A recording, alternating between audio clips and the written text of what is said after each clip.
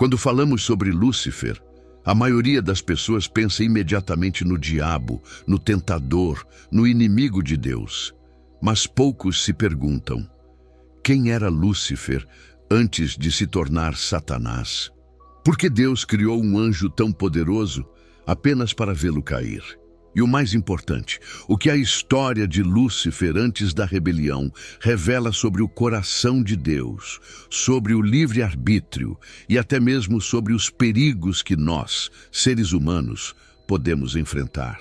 A Bíblia não nos dá todos os detalhes, mas em passagens como Isaías 14, 12, 15 e Ezequiel 28, 12, 17, encontramos revelações profundas sobre a origem, a glória e a queda desse que foi um dos mais magníficos seres criados por Deus.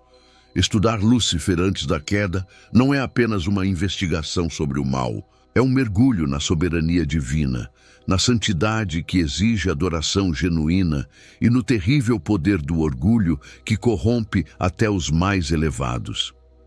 Se um anjo de luz, cheio de sabedoria e beleza, pôde se corromper, o que isso nos diz sobre a natureza do pecado e a importância de guardarmos nossos corações? Este estudo não é sobre glorificar o diabo, mas sobre entender a gravidade da rebelião contra Deus, aprender com os erros de Lúcifer e, acima de tudo, reconhecer a incomparável majestade daquele que é santo, justo e digno de toda a adoração. A queda de Lúcifer não foi um acidente, foi uma escolha.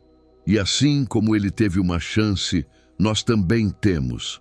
A diferença é que, enquanto ele caiu para sempre, nós ainda podemos nos arrepender e nos achegar ao trono da graça.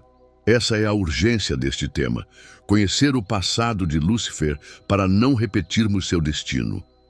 A Bíblia não nos apresenta Lúcifer como um ser maligno desde o princípio, mas como uma obra-prima da criação divina, moldado com perfeição e propósito. Nas Escrituras, encontramos revelações profundas sobre sua origem, especialmente nos textos proféticos de Ezequiel 28 e Isaías 14, que, embora dirigidos inicialmente a reis humanos, contêm camadas de significado que apontam para a história espiritual por trás do poder desses governantes terrenos. Em Ezequiel 28, 12 ao 15, o profeta descreve um ser de beleza incomparável, criado por Deus como um querubim ungido, cheio de sabedoria e perfeito em seus caminhos desde o dia em que foi formado. Este ser habitava no Éden, o jardim de Deus, e estava sobre o Monte Santo do Senhor, cercado por pedras preciosas que refletiam sua glória. Cada detalhe dessa descrição aponta para uma criatura celestial de elevada posição, dotada de privilégios que poucos seres receberam. A linguagem usada, perfeito eras em teus caminhos, revela que Lúcifer foi originalmente criado sem qualquer mancha ou maldade. Sua natureza era pura, sua adoração genuína e seu propósito glorificar a Deus. No entanto, essa mesma passagem também contém um mistério. Como um ser tão perfeito pôde cair? A resposta está na liberdade que Deus concedeu até mesmo aos anjos. Lúcifer não foi criado como um autômato, obrigado a servir, mas como um ser com livre-arbítrio, capaz de escolher entre a obediência e a rebelião. A Bíblia não especifica quanto tempo ele permaneceu fiel antes de seu coração se ensoberbecer, mas deixa claro que sua queda não foi por um defeito na criação, e sim por uma distorção em seu próprio coração. Isaías 14, 12 e 14 nos dá um vislumbre desse momento crucial, quando Lúcifer, em sua arrogância, declarou em seu coração: subirei ao céu, acima das estrelas de Deus exaltarei o meu trono, e serei semelhante ao Altíssimo. Essas palavras revelam o pecado que o destruiu, o desejo de tomar o lugar que pertencia somente a Deus. A origem de Lúcifer, portanto, nos ensina verdades profundas sobre a natureza de Deus e de sua criação. Primeiro, vemos que Deus não é o autor do mal. Ele criou Lúcifer em perfeição, e foi o próprio anjo que, abusando de seu livre-arbítrio, escolheu o caminho da rebelião. Segundo, aprendemos que a beleza, a sabedoria e a posição privilegiada não são garantias de fidelidade. O que mantém um ser em comunhão com Deus é um coração humilde e submisso. Por fim, a história de Lúcifer nos lembra que o pecado não começa com um ato externo, mas com um pensamento interior de orgulho e independência de Deus. Se um anjo tão glorioso pôde cair por causa disso, quanto mais nós, seres humanos, precisamos vigiar nossos corações. A origem de Lúcifer é um alerta solene, mas também um convite a reconhecermos a grandeza daquele que, mesmo diante da traição de suas criaturas, permanece soberano e digno de toda a adoração. O termo Lúcifer, que conhecemos hoje, tem uma história linguística e teológica fascinante que remonta às traduções mais antigas das Escrituras. Na Vulgata Latina, tradução feita por Jerônimo no século IV, a palavra Lúcifer foi usada para traduzir o hebraico Elel ben Shachar de Isaías 14:12, que literalmente significa estrela da manhã, filho da alvorada. Este título glorioso não era um nome próprio originalmente, mas uma descrição poética da posição exaltada que este ser celestial ocupava antes de sua queda. O significado por trás desse título revela muito sobre sua natureza original, assim como a estrela da manhã é o astro mais brilhante no céu antes do nascer do sol. Assim era Lúcifer entre as criaturas de Deus, o mais radiante e destacado entre os seres celestiais. No contexto de Isaías 14, esta passagem é uma profecia contra o rei da Babilônia, que em seu orgulho se considerava divino. Porém, como ocorre frequentemente nas Escrituras, há uma aplicação mais profunda que aponta para o poder espiritual por trás desse governante terreno, o próprio Satanás. O título Estrela da Manhã, dado a Lúcifer, contrasta dramaticamente com aquele que mais tarde seria dado a Jesus Cristo em Apocalipse 22:16, onde o Senhor se declara a resplandecente estrela da manhã. Esta conexão não é acidental, mas revela um paralelo divino. Enquanto Lúcifer, a criatura, caiu por tentar usurpar a glória de Deus, Jesus, o Criador, humilhou-se para trazer salvação à humanidade. A transformação semântica do termo Lúcifer é significativa. O que começou como um título de esplendor tornou-se sinônimo de maldade e rebelião. Esta mudança reflete precisamente a trajetória do próprio ser que o título descrevia, da luz às trevas, da adoração à blasfêmia. O profeta Isaías registra como essa estrela, que deveria refletir a glória de Deus, caiu por seu orgulho. Como caíste do céu, ó estrela da manhã, filho da alvorada? Como foste lançado por terra, tu que debilitavas as nações? A ironia é profunda. Aquele que foi criado para ser portador de luz tornou-se agente das trevas, e seu nome, que outrora indicava glória, agora evoca apenas sua queda e perdição. Esta passagem nos ensina que na economia divina, os títulos e posições são sempre derivados da relação com Deus, nunca independentes dele. Lúcifer não caiu porque era glorioso, mas porque esqueceu que sua glória era reflexo, não própria. Seu pecado foi tentar inverter a ordem criada, buscando ser adorado em vez de adorador. O significado original de seu nome e título permanece, como um lembrete solene de que toda luz que não aponta para Cristo acaba em trevas, e todo esplendor que não reconhece sua fonte no Criador está destinado a se extinguir. A história do nome Lúcifer é, em última análise, a história de como o orgulho perverte até os dons mais belos que Deus concede às suas criaturas. A descrição bíblica de Lúcifer antes de sua queda revela uma posição de extraordinário privilégio e honra na ordem celestial. O profeta Ezequiel, ao dirigir-se simbolicamente ao rei de Tiro, desvenda uma realidade espiritual mais profunda ao declarar: Tu eras o querubim ungido para cobrir, e te estabeleci. No monte santo de Deus estavas, no meio das pedras afogueadas andavas. Esta revelação mostra que Lúcifer não era um anjo comum, mas um querubim especial, designado para uma função única na presença imediata de Deus. A expressão querubim ungido para cobrir sugere uma posição de guardião e protetor do trono divino, uma criatura celestial encarregada de resguardar a santidade e glória de Deus. No tabernáculo e posteriormente no templo de Jerusalém, os querubins cobriam a arca da aliança com suas asas, o que nos ajuda a entender a natureza sagrada desta função que Lúcifer originalmente exercia. A localização de Lúcifer no Monte Santo de Deus e seu andar no meio das pedras afogueadas, ou pedras de fogo, indicam um acesso privilegiado à esfera mais elevada da glória divina.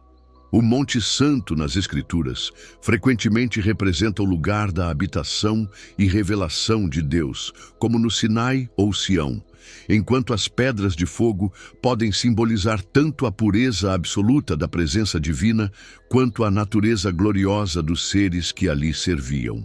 Este cenário revela que Lúcifer estava entre os mais elevados seres da criação, cercado pela manifestação visível da santidade de Deus, revestido de esplendor e dotado de autoridade.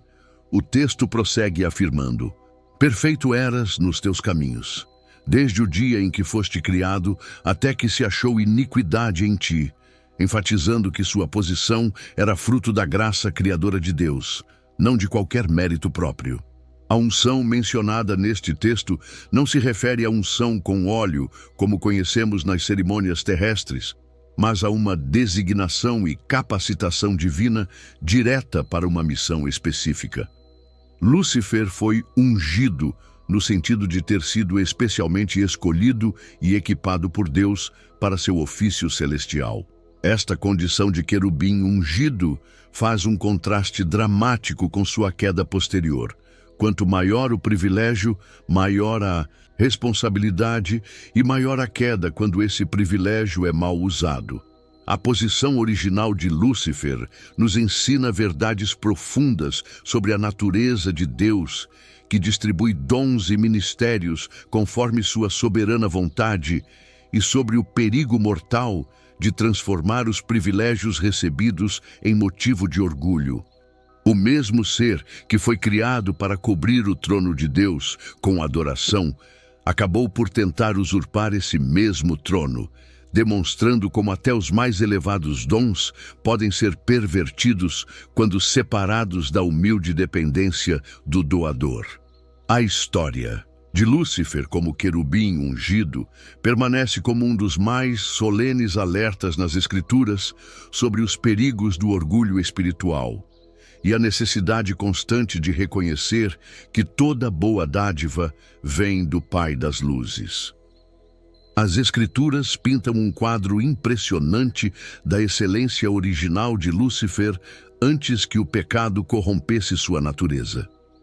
Ezequiel 28:12 oferece uma das descrições mais vívidas. Tu eras o selo da perfeição, cheio de sabedoria e perfeito em formosura. Esta declaração divina revela que Lúcifer não era apenas mais um entre os seres celestiais, mas sim a obra-prima da criação angélica, uma espécie de selo ou modelo acabado da perfeição que Deus podia imprimir em suas criaturas. Sua beleza não era comum nem ordinária. Era a expressão máxima da arte criadora de Deus, tão extraordinária que o profeta recorre a imagens de pedras preciosas para descrevê-la. Toda pedra preciosa era a tua cobertura. Essas gemas, sardônio, topázio, diamante, berilo, ônix, jaspe, safira, carbúnculo e esmeralda, não eram meros adornos, mas representações simbólicas de uma glória intrínseca que superava tudo o mais na criação. Esta beleza transcendente, porém, não era superficial ou meramente estética.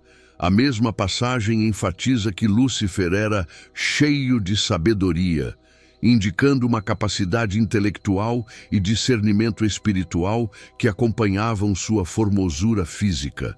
Sua sabedoria não era adquirida nem desenvolvida gradualmente. Era inata, parte constitutiva de seu ser desde o momento da criação. O texto hebraico sugere uma completude de entendimento que permeava toda a sua existência, uma percepção clara das realidades divinas que poucos seres jamais experimentaram. Essa combinação única de beleza e sabedoria fazia de Lúcifer uma criatura singular, destinada a refletir de maneira especial a glória multifacetada do Criador. No entanto, precisamos entender corretamente a natureza desta perfeição. Quando a Bíblia diz que Lúcifer era perfeito em seus caminhos, não significa que ele fosse impecável no sentido absoluto como Deus é, mas que sua natureza estava completa e harmoniosamente desenvolvida, conforme o propósito para o qual fora criado. Ele possuía tudo o que era necessário para cumprir perfeitamente sua função como querubim ungido.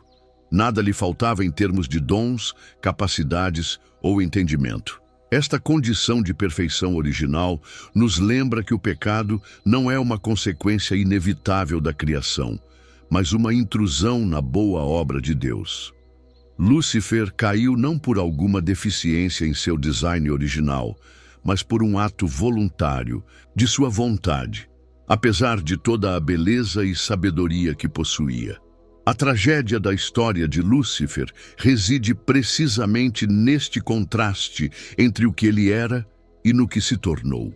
Aquele que foi criado como a expressão máxima da beleza e sabedoria divinas, tornou-se, por seu orgulho, a antítese de tudo o que representava originalmente. Sua história serve como advertência solene de que nem a beleza mais impressionante, nem a sabedoria mais profunda são garantias contra a queda, quando separadas da humildade e da dependência do Criador. A perfeição de Lúcifer antes do pecado aponta não para sua própria grandeza, mas para a excelência incomparável daquele que o criou, e que, apesar de ter sido rejeitado por sua criatura mais gloriosa, demonstrou sua verdadeira grandeza ao enviar Cristo para redimir o que estava perdido. A natureza exata da função original de Lúcifer no céu tem sido objeto de intensa reflexão teológica ao longo dos séculos. Quando examinamos as Escrituras, particularmente Ezequiel 28:14, que descreve Lúcifer como o querubim ungido para cobrir, encontramos pistas importantes sobre seu papel divinamente designado. O termo cobrir, no contexto dos querubins, no tabernáculo, sugere uma função protetora da santidade de Deus, uma espécie de guardião da glória divina. Esta imagem nos leva a compreender que Lúcifer não era simplesmente um adorador entre muitos, mas possuía uma posição ativa na administração do reino celestial. Seu ministério envolvia tanto elementos de adoração quanto de governo, pois na economia divina estes dois aspectos estão intrinsecamente ligados. A verdadeira adoração sempre resulta em serviço fiel, e o governo divino é exercido em atmosfera de contínua adoração. A descrição de Lúcifer andando no meio das pedras de fogo e sendo adornado com toda sorte de pedras preciosas aponta para alguém que operava no núcleo mesmo da administração celestial. As pedras de fogo têm sido interpretadas por muitos estudiosos como representando tanto os seres angelicais quanto os fundamentos do governo divino, sugerindo que Lúcifer tinha acesso privilegiado aos conselhos mais altos de Deus. Sua sabedoria perfeita e beleza incomparável eram dons concedidos não para sua exaltação pessoal, mas para o cumprimento eficaz de suas responsabilidades no cosmos. O fato de ser chamado querubim ungido indica uma unção especial para a liderança, pois na Bíblia a unção está frequentemente associada à designação para ofícios de autoridade, sejam reis, sacerdotes ou profetas. Contudo, é crucial entender que qualquer governo exercido por Lúcifer era sempre delegado e derivado, nunca autônomo. Como criatura, sua função era refletir a glória do Criador, não estabelecer seu próprio domínio. A música que pulsava em seu ser, Ezequiel 28:13, sugere que o ministério de Lúcifer incluía a liderança da adoração celestial. Mas esta adoração deveria sempre apontar para Deus, nunca para si mesmo. Quando o profeta Isaías registra a ambição de Lúcifer, subirei ao céu, acima das estrelas de Deus, exaltarei o meu trono, serei semelhante ao Altíssimo. Vemos a distorção fatal de sua função original. Ele transformou seu papel de servo governante em aspiração a ser Senhor, trocando a adoração a Deus pela cobiça de receber adoração. Esta tensão entre adoração e governo, na função original de Lúcifer, nos ensina lições profundas sobre a verdadeira natureza da autoridade espiritual. No reino de Deus, governo e adoração não são esferas separadas, mas dimensões complementares de um mesmo serviço.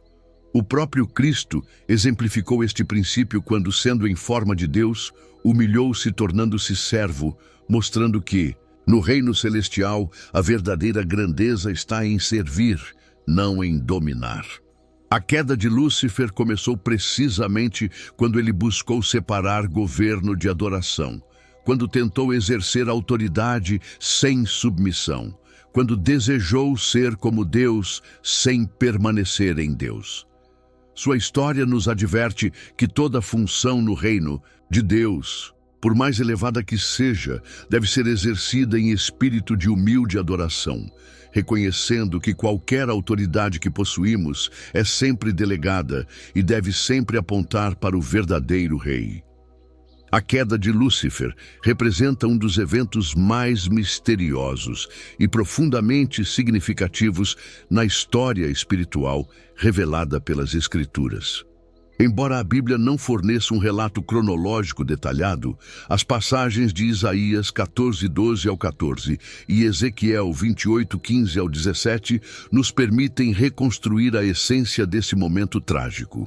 O ponto crucial da rebelião não foi um ato externo imediato, mas um processo interno de corrupção que começou com um pensamento de orgulho e autoexaltação. Ezequiel 28:17 revela o núcleo do problema. Elevou-se o teu coração por causa da tua formosura, corrompeste a tua sabedoria por causa do teu resplendor. Aqui vemos que os próprios dons que Deus havia dado a Lúcifer, sua beleza extraordinária e sabedoria perfeita, tornaram-se os catalisadores de sua queda, quando ele começou a contemplá-los como conquistas próprias, em vez de dádivas do Criador. O profeta Isaías nos dá mais detalhes sobre o conteúdo específico desse pecado ao registrar as 5 declarações de orgulho que surgiram no coração de Lúcifer. Subirei ao céu. Acima das estrelas de Deus exaltarei o meu trono, e no monte da congregação me assentarei da banda dos lados do norte. Subirei sobre as alturas das nuvens e serei semelhante ao Altíssimo. Estas não eram palavras pronunciadas externamente, mas a revelação do diálogo interno de um ser que decidiu romper com a ordem divina.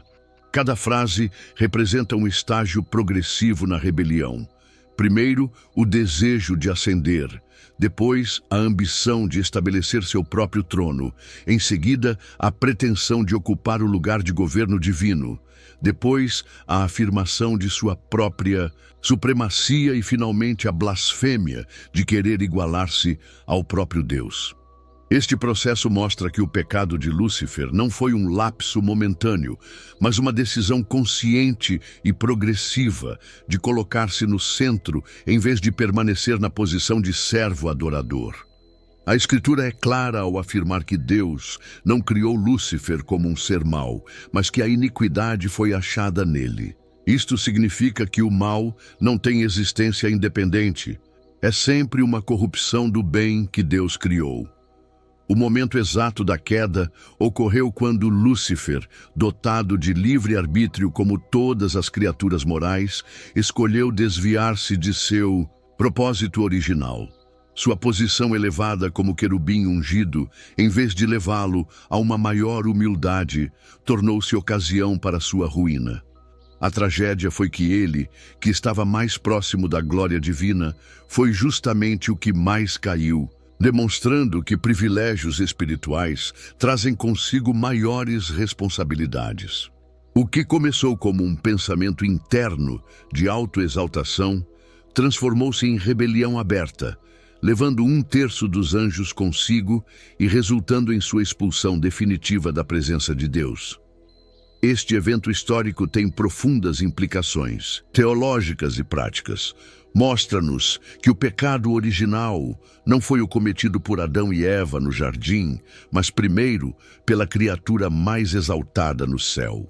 Revela também que a raiz de todo pecado é o orgulho, o desejo de ser independente de Deus, de estabelecer nossas próprias regras e de ocupar o lugar que só pertence ao Criador.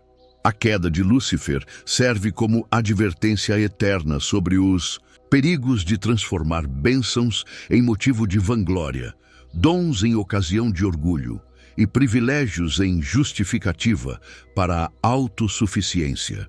Mas que isso contrasta dramaticamente com a humildade de Cristo, que, sendo Deus, esvaziou-se a si mesmo para obedecer, mostrando que a verdadeira grandeza está sempre no serviço e na submissão à vontade do Pai. A queda de Lúcifer não foi um evento casual, mas o resultado trágico de uma série de mentiras que ele passou a aceitar como verdade em seu coração.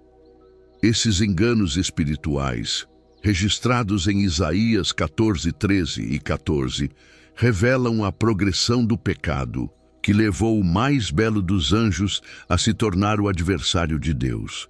A primeira mentira que Lúcifer abraçou foi: subirei ao céu. A ilusão de que poderia ascender por seu próprio poder e mérito, ignorando que toda elevação verdadeira vem somente de Deus. Esta falsa percepção de autossuficiência marcou o início de sua ruína, pois nenhuma criatura pode existir independente do Criador. A segunda mentira, acima das estrelas de Deus exaltarei o meu trono, revela seu desejo pervertido de estabelecer um governo alternativo ao divino, esquecendo que toda autoridade é delegada.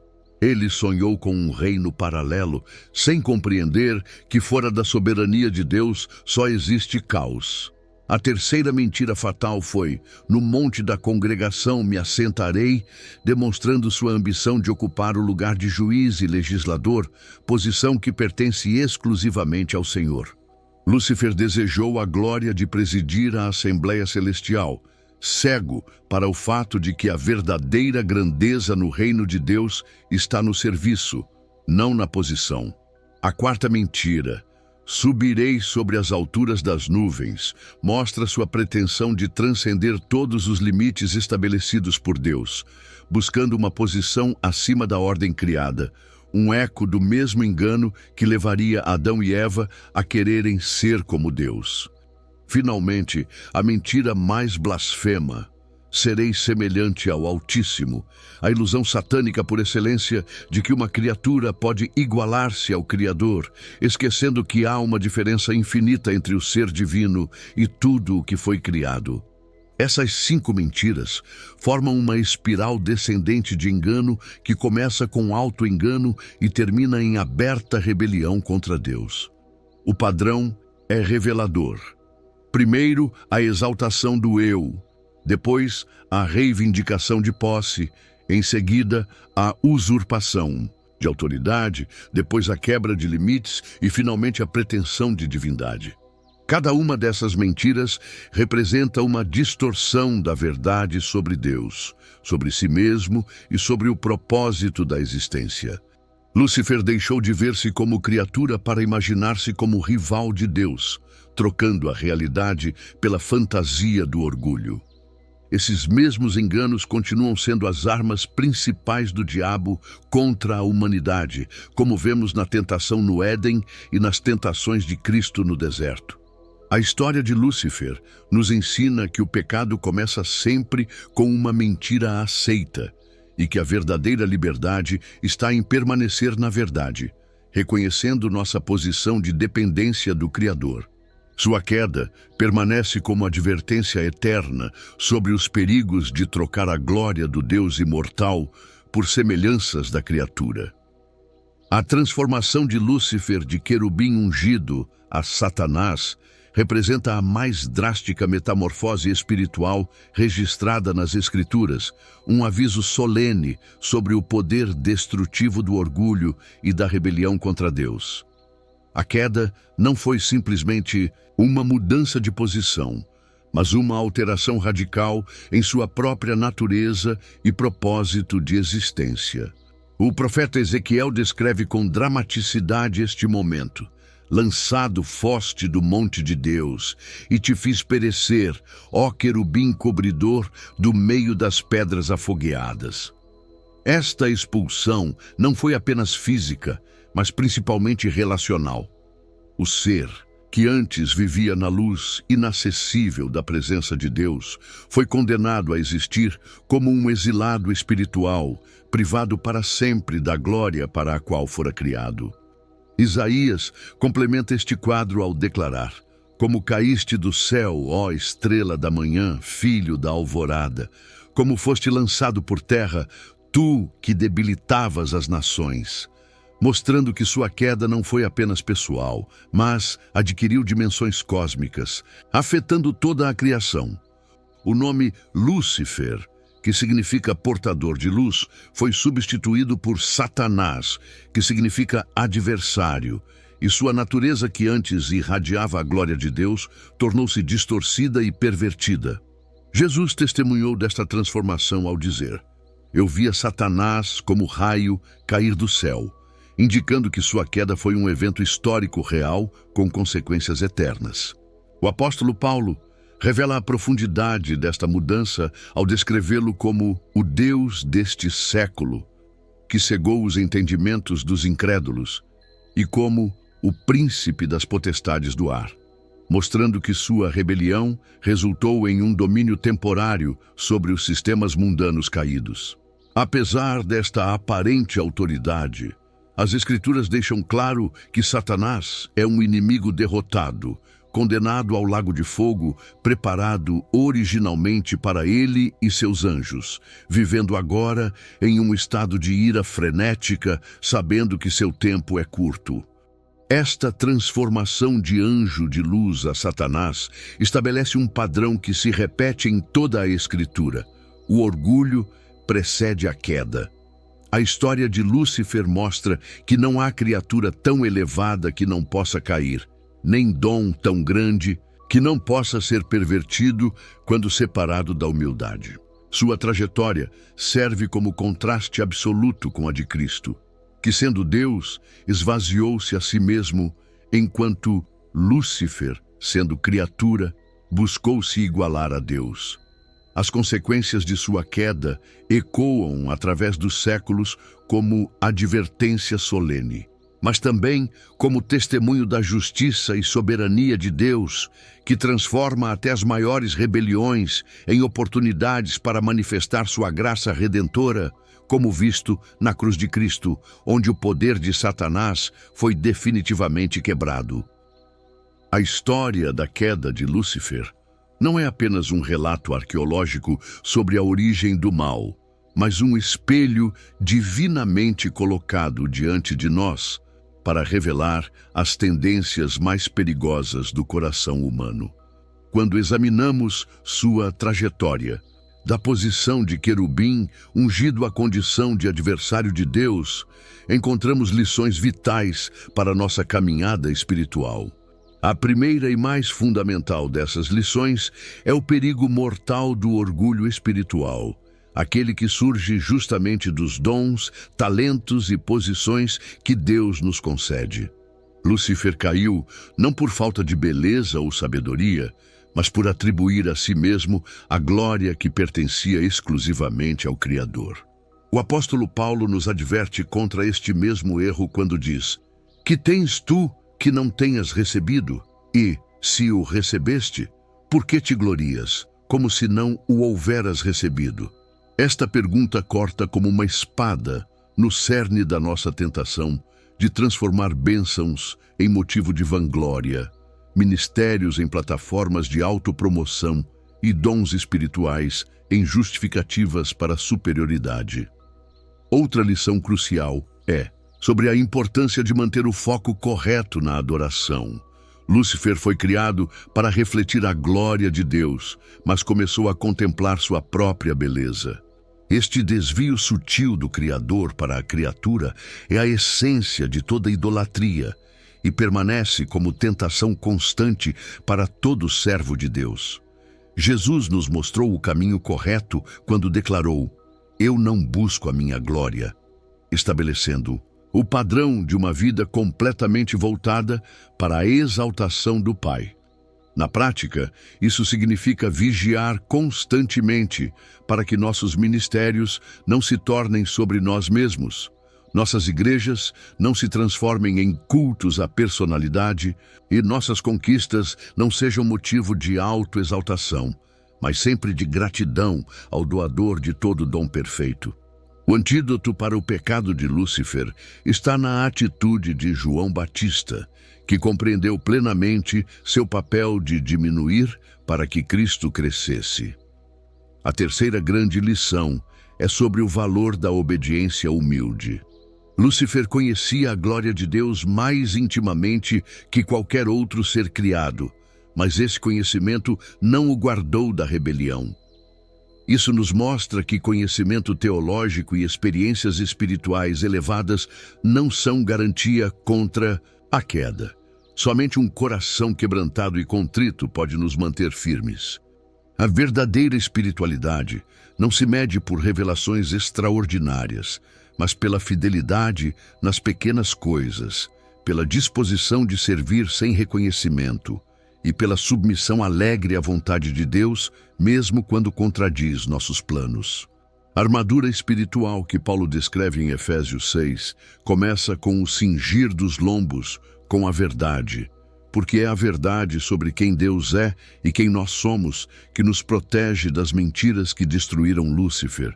Quando mantemos esta realidade claramente diante de nós, que somos servos inúteis, apenas cumprindo nosso dever, encontramos o caminho seguro da humildade que exalta em contraste com o orgulho que destrói.